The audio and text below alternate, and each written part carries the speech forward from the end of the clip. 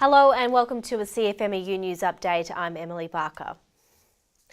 CFMEU members in Victoria's Latrobe Valley have taken strike action to win workplace rights and conditions in line with industry standards. Workers at the Yallourn Power Station recently took 48 hours strike action, calling for greater certainty from employer Energy Australia. Victorian President Luke van der Meulen said the main issues were management's intransigence over dispute resolution, agreement coverage and around consultation and shift work arrangements. Mr van der Meulen said Energy Australia was ideologically opposed to employee demands which were in line with industry standards. Formal opposition has grown among Hunter Valley mine workers to a proposed 1,500-person mat camp near Singleton. An overwhelming number of Northern District mine lodges have made official submissions to Council voicing their disapproval. Mine workers are protesting the plan because of the links to an influx of fly-in, fly-out labour with max temporary workers camps in Queensland coalfields. Northern District Secretary Graham Kelly said 43 lodges at the recent delegates conference made Council submissions against the plan.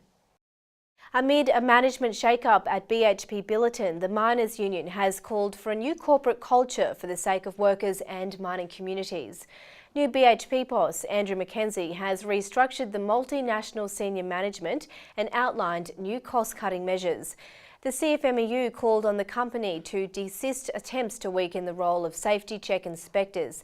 The union also called for a sustainable approach to its operations to foster job security and minimise the negative impact of FIFO Dido on mining communities.